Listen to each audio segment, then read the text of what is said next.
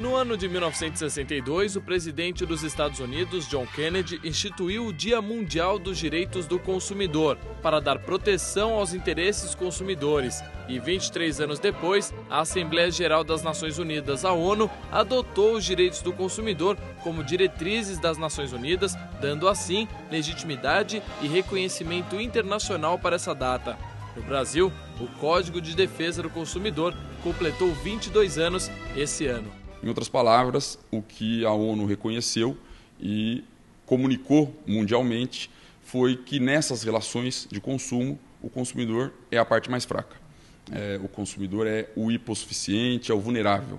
E, portanto, não é possível que, em se reconhecendo esse desequilíbrio, o consumidor continuasse a ser tratado como se fosse o igual, como se tivesse o mesmo poder de negociação que os fornecedores tinham. É uma das enormes vantagens desse código que foi elaborado no Brasil, é considerado como sendo um dos códigos mais modernos e ainda é, por incrível que pareça, passados mais de 20 anos.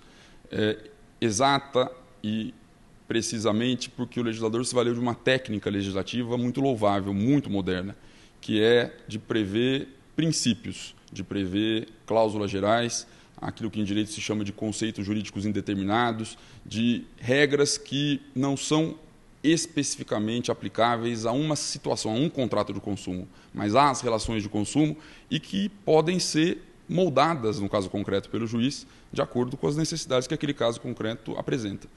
Então, ainda é possível que se diga que o código é um código atual, que é um código moderno, porque ele, de fato, é dotado de uma flexibilidade, de uma mobilidade de interpretação e de aplicação que permitem que o sistema continue ainda bastante protetivo em relação aos consumidores. E prova de que o código, de fato, tem méritos imensos são de que, de fato, os serviços, a prestação de serviços e o fornecimento de produtos têm mudado muito nos últimos anos, nas últimas décadas, graças ao Código de Defesa do Consumidor. Grande parte da população não sabe quais são seus direitos na hora da compra. A gerente jurídica do Instituto Brasileiro de Defesa do Consumidor dá dicas importantes. Precisa prestar atenção nas condições de pagamento, observar se há uma diferença de pagamento no cartão ou no cheque, porque isso não pode acontecer. Se houver uma cobrança de juros no cartão, por exemplo, dividir em tantas vezes com juros, é importante que o consumidor esteja atento para não ficar muito mais caro e ficar nada atrativa a compra dele. Ele também precisa prestar atenção na garantia, no tempo que tem da garantia e quanto tempo ele pode trocar o produto. Normalmente, os lojistas não permitem a troca do produto dentro do prazo legal da garantia. Garantia legal é aquela mínima que a lei fornece de 30 dias para bens não duráveis e 90 dias para bens duráveis. Um eletrodoméstico é um bem durável, um computador é um bem durável. Isso tem no mínimo 90 dias de garantia e ele pode ir à loja trocar o produto ou pedir o conserto para que a loja encaminhe para o fabricante, para assistência técnica, e geralmente as lojas não fazem isso. As lojas dão só 3 dias, 7 dias, é importante que o consumidor se atente com isso.